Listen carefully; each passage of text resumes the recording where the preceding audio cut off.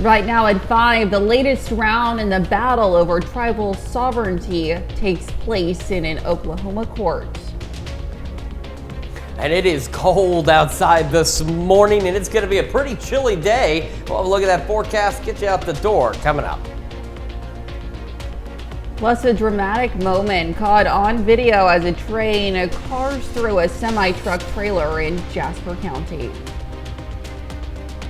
The 4 states' most watched news starts now. Well, good morning and welcome to the KOAM Morning News. It's 5 a.m. I'm Elise Snowy. And I'm Chris Warner. It is now Wednesday, December the 11th.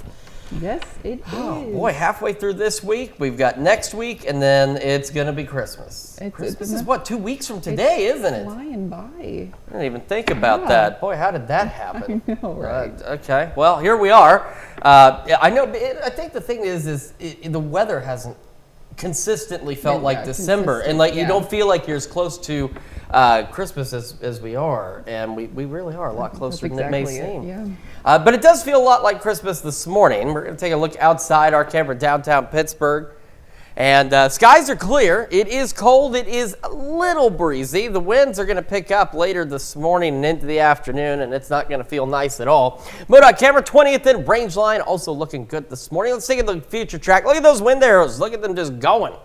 That's because we're going to have gusty northwest winds pushing 25, maybe even 30 miles an hour. So regardless of how warm you do or do not get, wind chills today are probably going to spend most of the time into the 30s. I think most of us should still make the low 40s, but there are going to be some locations that will only make the upper 30s today for highs. But again, wind chills will be kept down into the 30s. Now, later this evening and overnight, winds begin to shift out of the south, and that is thanks to a warm front that's going to move through late tonight into our Thursday. 30 in Joplin right now, 28 in Pittsburgh, so no warm front there at all. In fact, right now we're still dealing, of course, with those northwest winds, and it's a bit of a chilly start, upper 20s and low 30s, and then you factor in even just a light northwest breeze, and wind chills for everybody into the 20s with the exclusion this morning of Sedan. Feels like 30. Yesterday it was Cassville, felt like 30. But now it's Sedan. But otherwise, the rest of us hanging out into the 20s. So kids getting on the bus, yeah, they're going to want that coat. 30, clear skies, west winds around 5 to 10. And then by this afternoon, northwest breeze, again, gusting upwards of 25. Still sunny skies, though. About 41 when the bus brings them home. That's where our highs are headed today. Again, low 40s, maybe some upper 30s, breezy conditions, but skies will be clear. Now, clouds will begin to increase a bit overnight ahead of that front.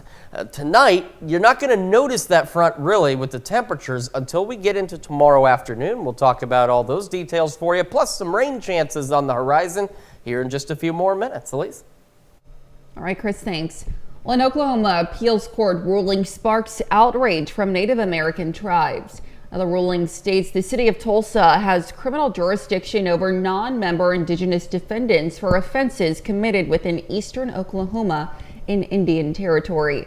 KOAM's Melissa Alexis spoke to members from the Quapaw Nation about the decision's implications on tribal sovereignty. Not another county, not another state. Our jurisdiction is protected through tribal sovereignty. That's what's so offensive. That's how Weena Supernaw, the Quapaw Nation's Business Committee Chair, describes the recent decision by the Oklahoma Court of Criminal Appeals. A decision, Supernaw says, infringes on tribal sovereignty. When tribal sovereignty is infringed upon, it's not in a single sledgehammer. It's death by 100 cuts. And when you allow one of those cuts to take place, eventually, if there are enough of those, you bleed. The court decided the city of Tulsa has criminal jurisdiction over an Osage citizen who committed a crime in 2021 on the Muskogee Nation's reservation. So there was a difference of view in terms of should that be within the jurisdiction of the Muskogee Creek law enforcement and their courts, or should it be city of Tulsa?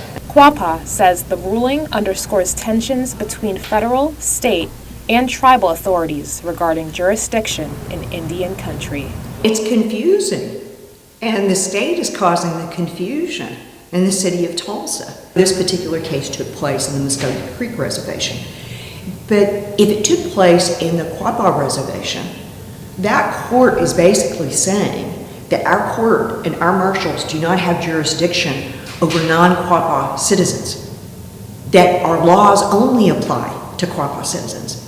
And no, that is not the case. One of the concerns is that the ruling is a demonstration in how tribal jurisdiction can be superseded by state jurisdiction. SuperNA highlights that tribal nations should be able to carry out necessary processes as a self-governed body. We have the ability to perform these really critical services and activities. We have the muscle memory to do that. We just want everybody to respect that sovereignty. Reporting in Quapaw, Melissa Alexis, KOAM News. SuperNA hopes the decision will be reconsidered. We'll take a look at this video from yesterday afternoon. So you can see a camera captures the moment when a train slices through a tractor-trailer truck. Now, this was on Enterprise Road near the Joplin-Webb City line around 1:45 p.m. Fire departments from both jurisdictions responded, and remarkably, the truck driver is apparently unhurt. Now, the train engineer has what appears to be a minor shoulder injury, and you can look for more information on our website, KOAMNewsNow.com. Now you can stay up to date with the latest news, weather, and sports with the KOAM Plus TV streaming app. It's available on Amazon Fire TV, Android TV, Apple TV Plus, and Roku. Now, the player is also available on our news and weather apps as well as our website. Watch live streaming anytime, absolutely free. The KOAM Plus TV streaming app. Yesterday, the Joplin Regional Community Foundation awarded more than $24,000 in grant money to 16 local agencies. The event took place at the Joplin Area Chamber of Commerce. Representatives from each of the recipient organizations had the opportunity to discuss their missions and share their plans for the upcoming year. The grant goes towards All Aboard, which is a mural that we are raising money for, and to have a message that's very big and clear that everyone belongs here. Arts is a small percent of what goes on, but we want to make it look like it's a huge part of it, and murals is one of the ways to make that statement. Most recipients at the event supported low-income families. Some also said they would love to see improvements in business affairs and homelessness in the area. As the holiday season approaches, drivers are decking their cars out with festive decorations, but safety should always come first on the road. Now, while it's okay to have non-lighted decorations, experts recommend turning off any lights while driving. It's okay to have decorations. They're not luminous or lighted, at least while you're operating on the highway, but if you're going to be on the road, it's probably better to turn them off. That way you're not distracting other drivers. Now in Kansas, there are specific guidelines for vehicle lighting. Headlights must be white or amber. Side turn signals should be amber, and rear lights can be red, amber, or white. Now, additionally, when driving, only 4 headlights are allowed, and all decorations must be turned off for safety. And that's a look at this morning's top stories and weather in our first 7 minutes, coming up on the KOAM Morning News. More than 1,900 students turn out to watch the Lady Gorillas hit the court. Plus, the Bolivian Navy unveils a new firefighting robot to help fight against forest fires. And we have a sunny and windy day today. We'll have what to expect with Chris Warner in the Skywatch Weather Center. You're watching the KOAM Morning News. We'll be right back. Pittsburgh State women's basketball lost its first game of the year against Ferris State. From that point on, Amanda David's team has been unstoppable. The Gorillas are ranked number 8 in the nation after winning 8 games in a row. It's Kids Day at John Lance Arena. More than 1,900 students from around the 4 states packed the stands to see the 8th-ranked Gorillas take on the University of Science and Arts of Oklahoma. PSU already up 3-2. Grace Pyle left open from beyond the arc. She knocks in a 3-pointer, her second of the game already. Less than a minute later, Pyle left open once more, and again, she makes the defense pay. Pyle scores the first 9 points of the game for the Gorillas.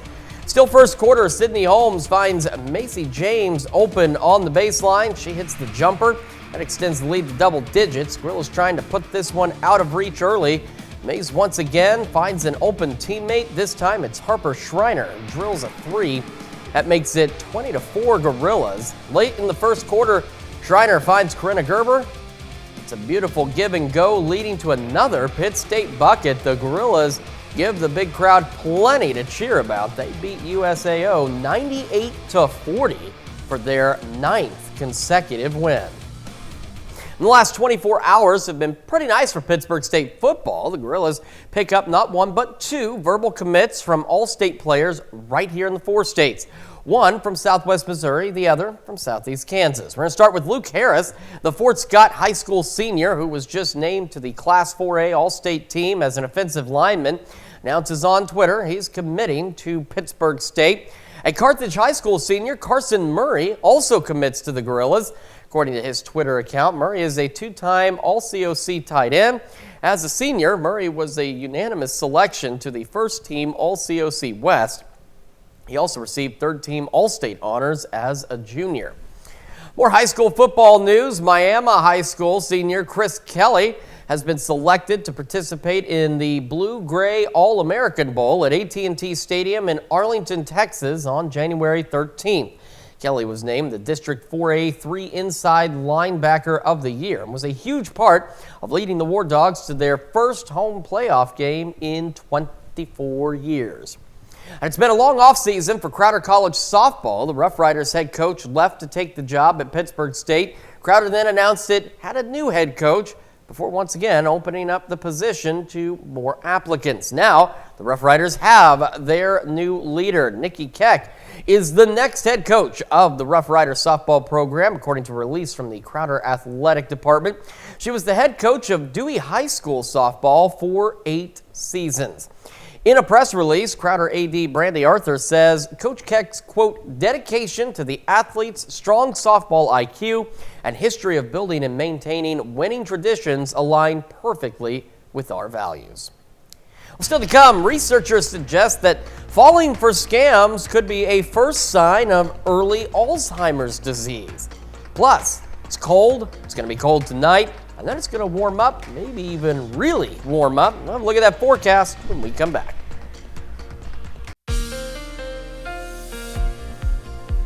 Welcome back to the KOAM Morning News. 5:17 now on this Wednesday morning. We're starting with the future track. Into the afternoon we go. Northwest winds start gusting out there. 25 miles an hour, maybe even 30 in some cases. So despite what our high temperatures may be, we're going to spend most of the day feeling like it's in the 30s. But we'll have plentiful sunshine. It's another one of those days where, just like we have them in the summer, it looks nice outside. It just doesn't feel so nice out there. Once we head into the evening, the winds are going to begin to shift. It will be overnight that winds will pick up out of the south, and they're going to start gusting tonight out of the south. Still 25, 30 miles an hour out there. I have a few clouds overnight, so mostly clear skies. We still have a cold start to our Thursday. The only thing we'll notice initially with that warm front is the winds shifting out of the south. Now, as it lifts a little further north, we're going to have partly cloudy skies first half of our Thursday, clouds increasing in the second half of the day, and the winds, of course, remain gusty as well out there. But look at these temperatures by noon tomorrow. By noon today, they're going to be in the 30s, maybe some 40s. By noon tomorrow, they're going to be in the 50s for many of us. That's ahead of a very nice, warm Thursday for us. And we go overnight Thursday, still a bit breezy. Clouds thicken up. Now we're going mostly cloudy, if not just straight up cloudy to start our day Friday. A bit milder to start too, upper 30s, low 40s. So our highs today are going to be where we start the day by Friday. And then we'll have scattered showers across the area. And there's the chance of a rumble of thunder or two with some of this activity. Better chances for isolated to scattered showers and storms will be into the afternoon. And again, nothing severe, nothing like that's expected at this point. We just don't have the right ingredients for anything like that, which is good. We don't need any severe weather, but we'll have an opportunity for scattered showers and storms throughout Friday and into very early Saturday. It is cold this morning, though. 30 in Joplin. West-northwest breeze at 10 makes it feel like it is 21. Temperatures across the area, we've got some upper 20s and we've got low 30s, so we're about where we were expecting to be by this time. But once you factor in even just a light breeze, we have wind chills for everybody except Sedan into the 20s. We've got low 20s, mid 20s, some upper 20s, and we've got 30 in Sedan is what it feels like. Not like that's a lot warmer, but you're warmer than some of your peers out there. 30 to start the day, sunny, breezy by the morning. As the morning goes on, upper 30s by 11 o'clock this morning. Into the afternoon we go, low 40s, maybe some upper 30s for highs. But again, wind chills are going to be in the 30s most of the day because we have that northwest breeze gusting 25, maybe even 30 miles an hour at times. And again, the winds don't shift out of the south until late this evening into the overnight, but they'll still be gusting out there. We'll have a few clouds here and there and falling back into the mid to upper 20s for most of us. And then we start what could be a pretty big warm-up across the region. We start going upper 50s, even some low 60s this weekend. Maybe a few showers on Sunday and Monday. Otherwise, not bad. Take a look. 60 Tuesday, 65 next Wednesday. More rain chances, and those rain chances there are associated with everyone's favorite thing, a cold front. And that's going to drop our temperatures 35 degrees by Wednesday night, holding us in the 40s and 50s in the second half of next week. That's a check of your forecast. We're back with Health Watch after this. Topping Health Watch this morning. A new report suggests most women in the U.S. do not take advantage of family planning assistance. Now, this includes access to prescription birth control, emergency contraception, sterilization, and counseling related to reproduction. Advocates hoped more women would rely on these services in light of the Dobbs decision that limited abortion access. Now, in 2022 and 2023, only about a third of women of reproductive age received family planning services in the previous 12 months. The U.S. Centers for Disease Control and Prevention says family planning is an important part of health care, and these visits are sometimes the only interaction women have with the healthcare system. Researchers at the University of Southern California may have found a new way to spot early stages of Alzheimer's disease. They say vulnerability to financial scams could be an early indicator, and researchers found an association between money matters and a brain region called the entorhinal cortex. And that region links parts of the brain critical for memory revival and judgment. Now, based on the study, those with higher financial vulnerability had a thinner entorhinal cortex. The researchers note not everyone who makes poor financial decisions will develop Alzheimer's disease. It's at that time of year when we're searching for the perfect gifts for the ones we love. But if you're stumped on a good present for seniors in your life, why not get them something that can actually help improve their health? Amanda Gaither talks to a geriatrician about the top healthy holiday gifts to give older adults. It can be tricky coming up with a perfect present for someone who may not need much, but you can buy a gift that can keep on giving. Exercise is very important for older adults to maintain their thinking, their cognition, as well as to prevent falls. So anything that you can do to help your senior exercise more. Dr. Lee Lindquist is chief of geriatrics at Northwestern Medicine. She says gifts that can get older adults moving include fitness trackers, light weights, and new athletic clothing. Most of my seniors, they still are wearing their same khakis and dress pants whenever they're exercising. And I always tease them, I'm like, we got to get you hepped up. We got to get you some new joggers. Lindquist says new gym shoes are also a good idea. She suggests ones that slip on or buying elastic laces that can make them easy to get into so they don't have to bend over to tie their shoes. She says new bedding is a great idea. Gift sheets or a mattress topper to help seniors sleep better. And since being social is a critical part of health, Lindquist says gift cards to restaurants or other places that can help get seniors out of the house are great, but she says part of this gift should also be taking them out to use their present. Finally, gift a coupon for a trip to see an audiologist or geriatrician, but she says to make the appointment for them. And it really takes the burden of scheduling the appointment, making the decision, because it's a present. For Health Minute, I'm Mandy Gaither. The geriatrician says many of the smartwatches have a GPS feature that can be used to track a person's location in real time. She says this can be useful for the safety and security of seniors as well. And that's a look at some of today's top health stories. You're watching the KOAM Morning News. And we are got a cold start to the day, a chilly and breezy day ahead of us. We'll have another look at your forecast when the KOAM Morning News returns. Right now at 5:30, we'll meet a family that will benefit from your contributions to the KOAM Toy Box Project. And it is cold. It is going to be breezy, but it will be sunny. Look nice outside. We'll have a look at that forecast, get you out the door coming up. Plus, we take you for an inside look at where your money goes to support our Toy Box campaign. The 4 states' most watched news starts now.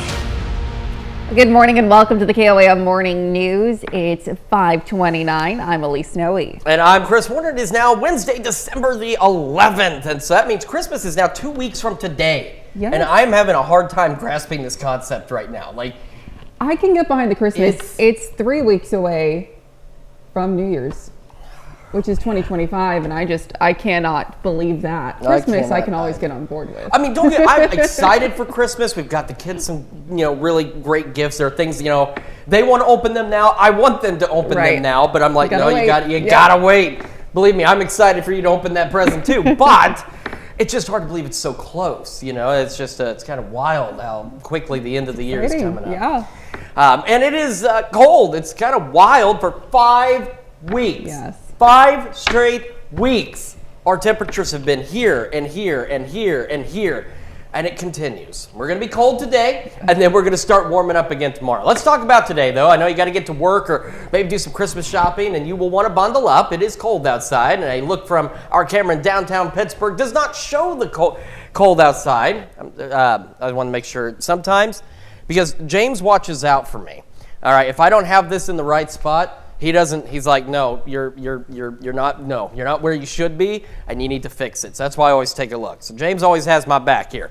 This is our camera, though, downtown Pittsburgh. It looks fantastic. It looks great. And today, with the sunshine, it's going to look marvelous outside. It will not feel marvelous. MoDOT camera, 20th and range line. Again, looks good so far. On to the future track we go. So here's these temperatures by noon.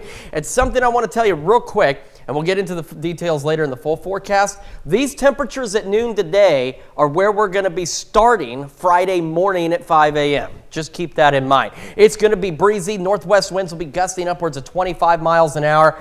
So eventually we'll make the low 40s. For most of us, but it's not going to feel like that with those gusty winds. 30 in Joplin, 30 in Pittsburgh, and again around the region, temperatures upper 20s and low 30s across the area. In fact, we've only got a couple of upper 20s left, but you factor in even a light breeze right now, and all of us except for Sedan feels like it is in the 20s, and out in Sedan it feels like it is 30. Kids get on the bus, definitely want that coat. We're talking 30 degrees, sunny, west breeze at 5 to 10. By this afternoon, northwest winds gusting to 25, sunny at 41. Highs for most of us, low 40s, maybe some upper 30s. Clear skies. Clouds will start to increase just a little bit overnight. Winds continue, and then that warm front pushes through. Details on all that in the full forecast here in just a few more minutes. Elise? All right, we'll see you soon, Chris. Well, 'tis this season to give and ring bells with the Salvation Army. Now in Joplin, each day before the Salvation Army bell ringers go out, the captains gather and do a morning devotional with prayer and readings. Now they take this time to go over locations, tips, and say a prayer to get the spirits bright. Organizers emphasize the importance of the holiday spirit, not just for giving back during the season, but for addressing struggles that continue throughout the year. Into the spirit of what the season is for. When they're out there at the kettles, devotions, being able to be at the kettle and knowing they're helping raise funds to help those that are most vulnerable, that are in need throughout the season. All year long, food insecurity, rental assistance, there's a huge struggle all year long, and that struggle is going to be is growing year after year. The Salvation Army also serves as one of our Toy Box campaign partners.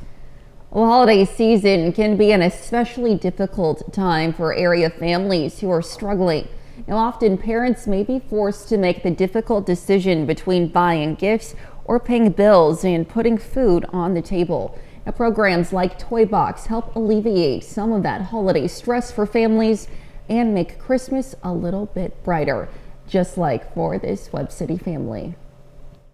I'm truly grateful for it. I mean, and they do help out a lot.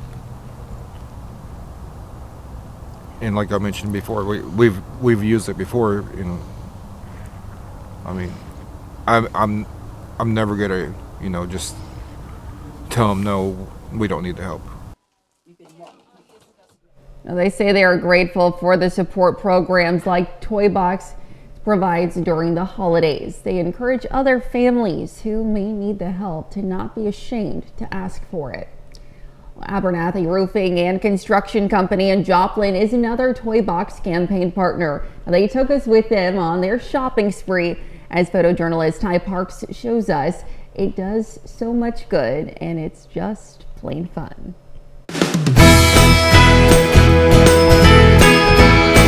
Yes, so this year we had specifics.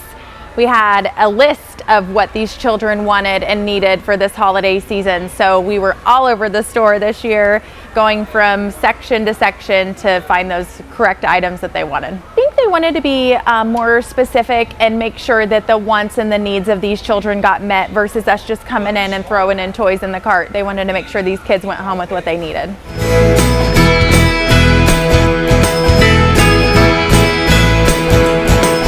I'll say it was a bit more challenging. We had to work at it this year. We didn't just get to swipe the aisles this year. We had to be very strategic with planning and making sure that the items that we picked met the list.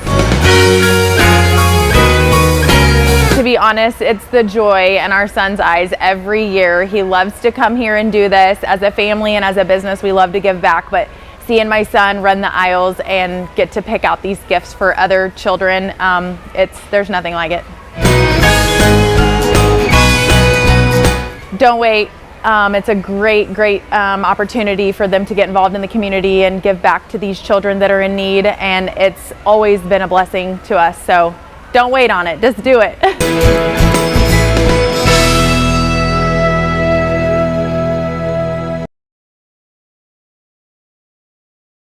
Now we want to thank all of our community partners who make our annual Toy Box campaign such a success.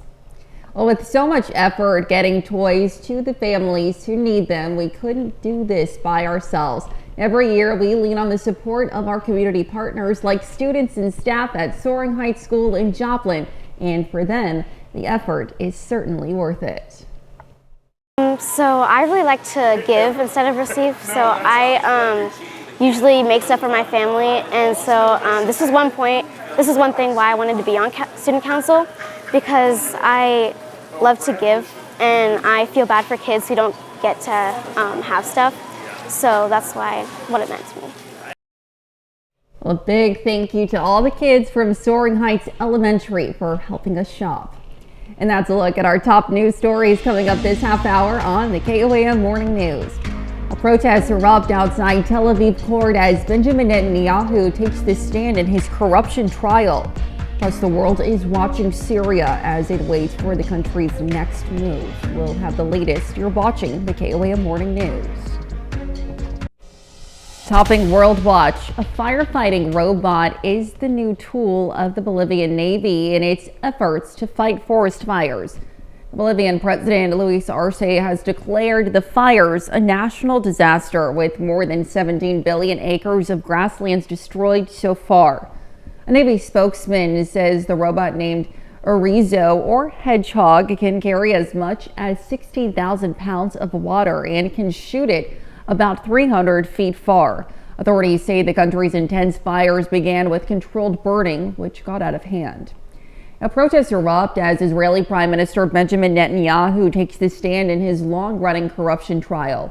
Dozens of demonstrators gathered outside the Tel Aviv courthouse Tuesday to demand justice, including family members of hostages held in Gaza. Supporters also came in a show of solidarity. The court said Netanyahu will testify 3 times a week despite the Gaza war and other potential threats in the Middle East. Netanyahu is charged with bribery, fraud, and breach of trust in 3 separate cases. He's accused of accepting lavish gifts and exchanging favors with wealthy associates. Netanyahu denies any wrongdoing and calls the charges a witch hunt. What happens now in Syria following the demise of the Assad regime? The United Nations is urging calm as the country navigates this new beginning. Alex Hogan is in Tel Aviv, Israel, with the latest on the developing situation. The dust beginning to settle in Syria after the toppling of the decades-long Assad regime. The world watches closely as it waits for the country's next move. The United Nations envoy for Syria says the coalition of groups that drove out President Bashar al-Assad have been sending messages about national unity and inclusiveness. However, they note that HTS, the strongest of the coalition, is still designated as a terror group. There is a real opportunity for change, but this opportunity needs to be grasped by the Syrians themselves. Meanwhile, Israel has carried out a wave of heavy airstrikes across Syria, aiming to destroy as much military equipment and infrastructure as possible in hopes that it won't end up in the hands of extremists.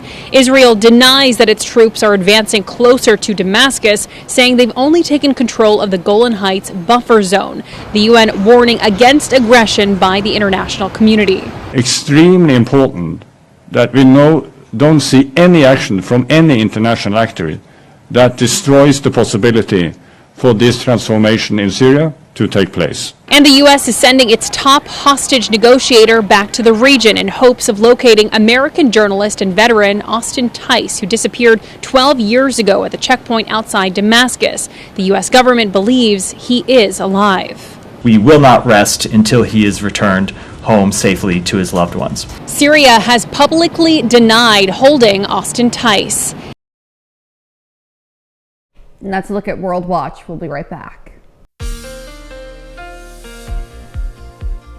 Welcome back to the KOAM Morning News. It's 5:45 on this Wednesday morning, and we are taking a look at the future track by this afternoon. And I mentioned this earlier, I said if you missed it, these temperatures by noon today are what the temperatures are going to be by 5 a.m. Friday. Because, again, we have done something to either offend or intrigue Mother Nature, and she's given us this wild temperature ride. We're going to have gusty northwest winds. We'll have sunny skies out there. It's going to look pretty nice. Just won't feel so great because with those winds gusting, even with temperatures for most of us making the low 40s, wind chills are very likely going to hang out in the 30s. We go overnight tonight, though, and into tomorrow morning. Now, it's still cold to start tomorrow morning. We're talking 20s, some 30s. But we'll have a south wind, and it's going to be gusting. So we're going to be dealing with some pretty chilly wind chills tomorrow morning. But those gusty south winds are bringing in some clouds. And by noon tomorrow, look at these temperatures. A couple upper 40s, rest of us low 50s. But it is still going to be breezy. Now, we'll have partly cloudy skies for the first portion of our Thursday. But as we go later into the afternoon and evening, clouds begin to increase. We start going mostly cloudy out there. And, of course, the cloud cover is what helps keep in some of the warmer air, which is the other part of the reason why by 5 o'clock Friday, these temperatures look just like they do almost today at noon. We'll be in the upper 30s and low 40s to start our Friday. We'll also start having opportunities for widely scattered showers and maybe even a couple of thunderstorms. Now, the good news is we do not have any of the ingredients for severe weather at all with this. It's mostly going to be rain, but some rumbles of thunder will be possible. Best chances will be afternoon, but we could see some in the morning Friday. Otherwise, be cloudy and breezy Friday as well, and still warm. Not warm this morning, though. 30 in Joplin, feels like 21 with a west-northwest breeze at 10 miles an hour. Temperatures around the region, upper 20s and low 30s, but once you factor in even just that light breeze we have now, we've got wind chills into the 20s across the area, again, except for Sedan, where it still feels like it is 30 degrees. We'll be 30 to start, clear skies, 37 by 11 o'clock this morning. We're looking at highs today. For most of us, low 40s, maybe a couple upper 30s out there. Northwest breeze gusting to 25. A few clouds overnight. We'll fall back to the low 30s by 10, upper 20s overnight. South winds late tonight, gusting to 25. We'll have southwest winds gusting tomorrow, upwards of 25 to 30. Mid 50s. Into the weekend we go. We're almost, if not, into the 60s. A few showers, thunderstorms on Friday. Maybe a few showers Saturday, Sunday, and Monday. And again on Wednesday, and then another cold front comes in, drops us another 30-some-odd degrees, and puts our temperatures back into the 40s and 50s in the second half of next week.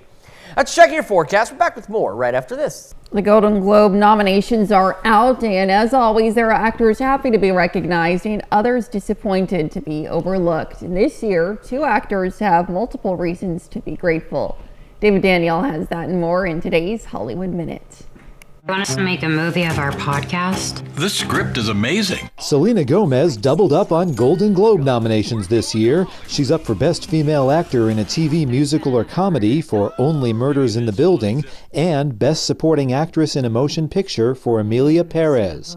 Not to be outdone, Sebastian Stan is also up for 2 Golden Globes. He's nominated for Best Male Actor in a Motion Picture Drama for playing Donald Trump in The Apprentice and Best Male Actor in a Motion Picture, musical, or comedy for A Different Man. The Golden Globes take place January 5th. We don't just have a person who wants their freedom. We have society to protect. Are we going to incarcerate a young person that commits a brutal crime for as long as they live? I'm glad I'm not making those decisions because, they have a tough job. We put that in the hands of the parole board. 3 men face parole from prison in Nature of the Crime. The documentary looks at the life-changing decisions to grant or deny parole, a process that usually takes place behind closed doors. Nature of the Crime premieres today on HBO and Max. In Hollywood, I'm David Daniel. The fastest transatlantic ocean liner is about to be sent to the bottom of the sea. Patrick Cornell has that story, and take a look at this. This rusted-out ship might not look like much now, but in its heyday, the SS United States carried presidents, movie stars, and the Mona Lisa. Its crowning achievement in 1952, setting the record for fastest trip across the Atlantic Ocean.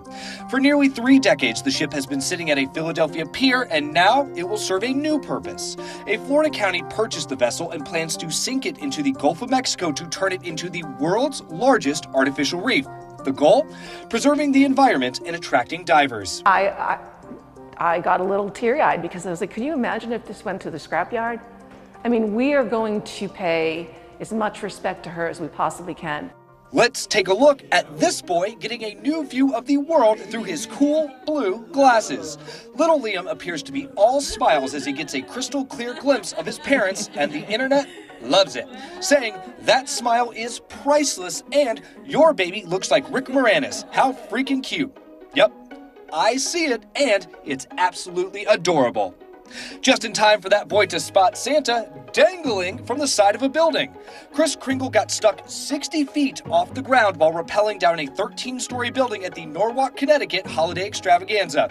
With no Rudolph or magic sleigh in sight for a rescue, firefighters removed a window on the 6th floor and slid Santa safely inside.